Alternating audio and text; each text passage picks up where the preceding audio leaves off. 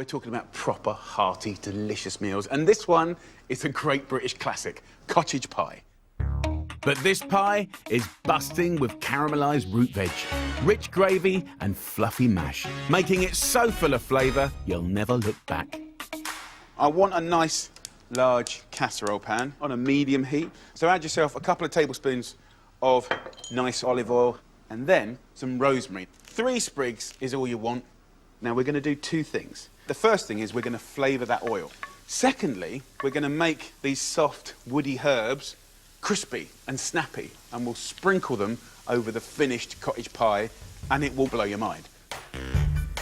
After just 1 minute, remove the rosemary. Now we can ramp up the root veg by coating them in that lovely flavoured oil, starting with 3 hacked up carrots and half a swede. Swede has an amazing, sweet, delicious flavour. It adds so much to a nice cottage pie. And then half a celeriac. Now the celeriac has deep, hearty flavours, especially if you roast it or cook it in this way, in flavoured oil. It's got a kind of celery flavour, it's a bit mushroomy, and so many people have never ever tried it. Last veggie, 2 beautiful washed leeks, and you get some amazing sweetness from this.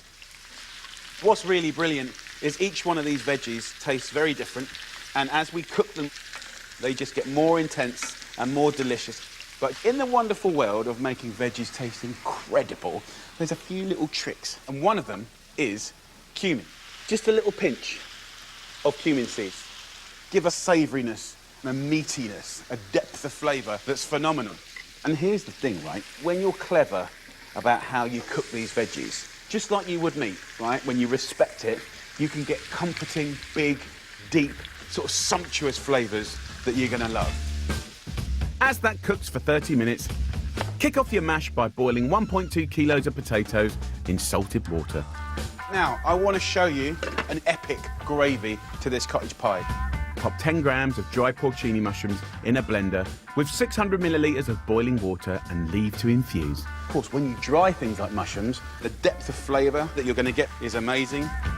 Then add 1 red onion plus a teaspoon of Marmite or Vegemite. A great cheat to get savoury seasoning. That little bit will make all the difference. And then 3 tablespoons of tomato puree. Give it a whiz. But the best bit of this gravy is already in the pan. We've got sticky bits galore on the bottom. That's caramelisation. And the minute this hits the pan, it will start deglazing the sticky bits. That's going to really give it flavour and make incredible gravy. Now, my final ingredient, the tin of lentils. And the brilliant thing about lentils is they will cook away to nothing. They'll thicken it slightly to make it wonderfully meaty. Loosen with water and let it cook down for 20 minutes. Then mash the spuds with butter, seasoning and milk before topping your cottage pie. So just use a fork to let it rain random chunks of spuds. You wait, this is going to be good. Whack in the oven for 30 minutes at 190 degrees Celsius or 375 degrees Fahrenheit. And that mega gravy will turn this meat-free cottage pie into a deep, hearty dinner. Look at that. That, my friends, is a beautiful thing. And don't forget, we had these little crispy bits of rosemary.